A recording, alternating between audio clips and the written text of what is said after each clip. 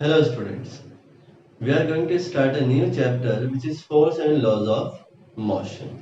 ठीक है, देखिए बेटा, मोशन चैप्टर के बाद इस चैप्टर की वीडियो आने में थोड़ा टाइम लगा है। रीजन क्या है कि थोड़ा बिजी, जो मेरा शेड्यूल है वो बिजी चल रहा था। ठीक है, तो दिन में जो वीडियो शूट हो नहीं पा रही थी इसी वजह से अभी तक। ठीक है, अभी तो डेली अब नाइट में ही शूट होगा तो थोड़ी शेडो का इशू रहेगा। ठीक है, लेकिन वो तभी रहेगा जब तक मैं कैमरे के सामने हूँ। ठीक है, जब मैं आपको स्क्रीनशॉट लेने का टाइम दूंगा बेटा, तो तब कोई भी शेडो का इशू नहीं रहेगा। ठीक है, चलिए शुरू करते हैं। And the first topic is force. What is force? देखिएगा बेटा कि force is a push or pull which try to change the position of object or change the position of object। ठीक है बेटा, मतलब क्या है कि अगर कोई एक फोर्स क्या है, पुश और पुल है, जिसकी हेल्प हम क्या कर सकते हैं, किसी भी ऑब्जेक्ट को या तो पुश कर सकते हैं या तो फिर पुल कर सकते हैं। ठीक है ना, फॉर एग्जाम्पल जैसे कोई गेट है, ठीक है, उस गेट को आपको ओपन करना है। ठीक है, तो आप क्या करेंगे, या तो पुश करेंगे या तो पुल करेंगे। ठीक है, यही दो चीजें होंगी। ठीक, तो पुश और पुल क्या है। अच्छा, एक चीज और, एक एग्जांपल देखिए कि जैसे आपके घर में जो चेयर है, ठीक है, आप उस चेयर के ऊपर फोर्स अप्लाई करते हैं तो क्या होगा, वो चेयर जो है वो शिफ्ट हो जाएगी। लेकिन अगर मैं कहूँ वॉल, अगर आप वॉल के ऊपर फोर्स लगा रहे हैं तो क्या वॉल के ऊपर फोर्स लगाने के बाद आपकी वॉल शिफ्ट हो जाएगी? तो आंसर होगा नो। लेकिन आप क्या कर रहे हैं, आप ट्राई कर रहे हैं। ठीक है, हो जाए, नहीं होगी तो अलग बात है। ठीक है, तो ध्यान से समझिएगा बेटा, what is force? Force is a push और pull which try to change. जैसे मैंने आपसे कहा कि आप बॉल को शिफ्ट करने की कोशिश कर रहे हैं लेकिन होता होगी नहीं ना, तो which try to change the position of object और change the position of object. जैसे मैंने आपसे कहा कि आपकी चेयर, ठीक है, आप चेयर को क्या करते हैं, आप शिफ्ट कर देते हैं। ठीक है, तो चेयर को आप शिफ्ट कर पा रहे हैं तो आपने क्या करा, चेंज कर दिया।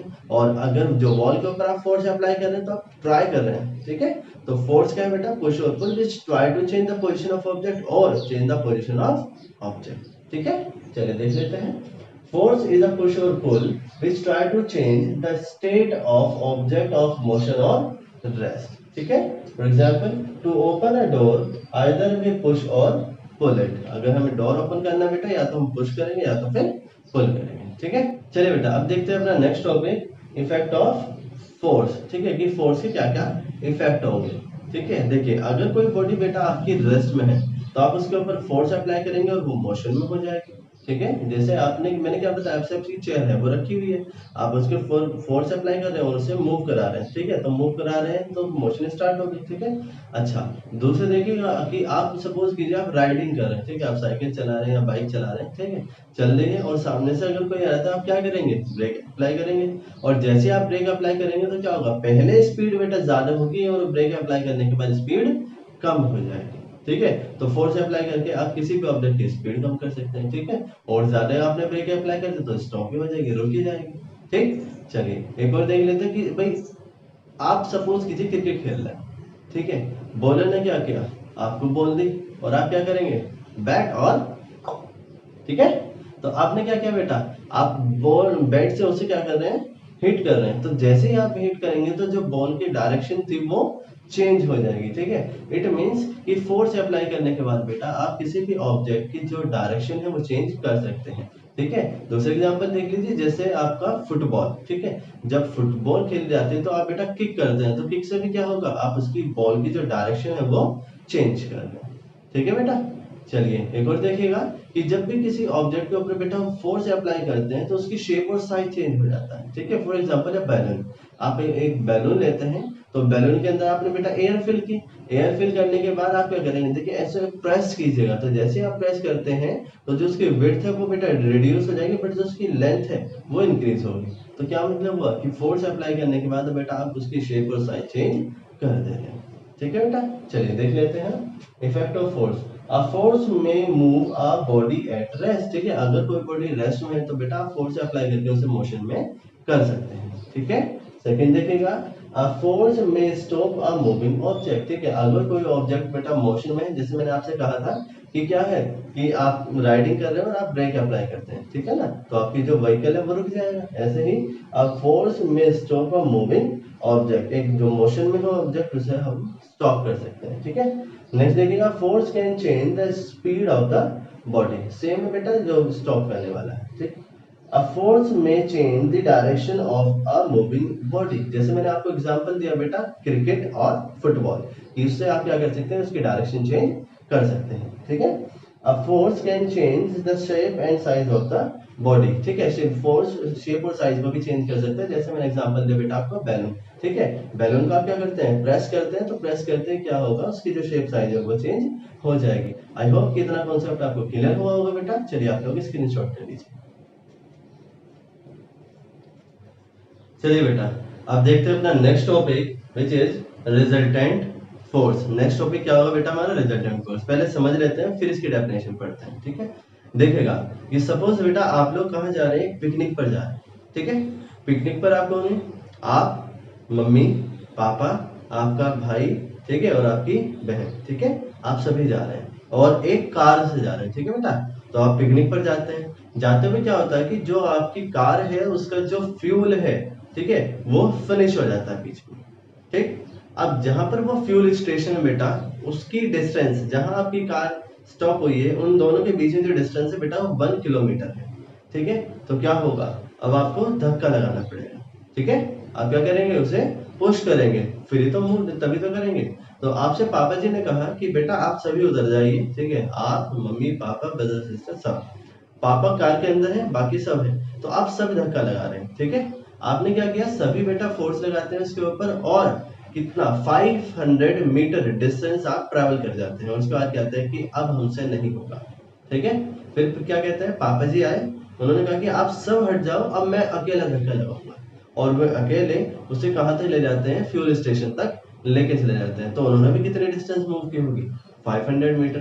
तो क्या मैं ये कह सकता हूँ कि जितना वर्क आप सभी ने मिलके किया था उतना ही वर्क आपके फादर ने अकेले किया है। ठीक है, तो आप बहुत सारे, आप, मम्मी, ठीक है, ब्रदर, सिस्टर, वो सारे इतने सारे मिलकर फोर्स अप्लाई कर रहे थे। तो उन्होंने कार कितने मूव की है, 500 मीटर, और फादर ने अकेले ने क्या किया है, 500 मीटर का डिस्टेंस ट्रैवल किया है। ठीक है, तो बेटा हम कह सकते हैं जो फादर है वो आप सभी के क्या है, रिजल्टेंट है। ठीक है, तो मतलब रिजल्टेंट क्या है, एक सिंगल फोर्स होता है बेटा जो उतना ही इफेक्ट प्रोड्यूस करेगा, मतलब उतना ही वर्क करेगा जितना बहुत सारे फोर्सेस मिलकर एक साथ करते हैं।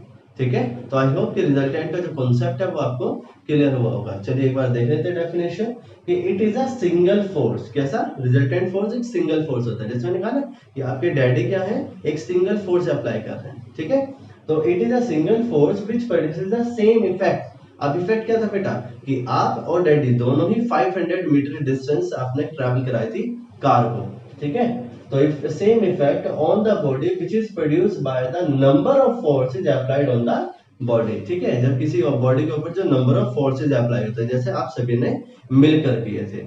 ठीक है बेटा, तो देखिएगा कि resultant force is a single force which produces the same effect which is produced by the number of forces on the body. ठीक है, तो आई होप कि रिजल्टेंट फोर्स का पूरा कॉन्सेप्ट आपको क्लियर हुआ होगा। चलिए नेक्स्ट देखते हैं बेटा इफ टाइप्स ऑफ फोर्स। ठीक है, तो देखिए टाइप्स ऑफ फोर्स कितने हैं बेटा, हमारे 2 टाइप के फोर्स होते हैं, एक होता है हमारा बैलेंस्ड फोर्स और एक होगा हमारा अनबैलेंस्ड फोर्स। ठीक है, तो देखिएगा सिंपल सी डेफिनेशन है, रिजल्टेंट फोर्स के बेसिस पर ही है, इसलिए मैंने सबसे पहले आपको रिजल्टेंट फोर्स ही समझा दिया है। ठीक है, चलिए देखिएगा बैलेंस फोर्स। ठीक है, तो बैलेंस फोर्स क्या होगा बेटा कि if resultant force, RF means resultant force is 0।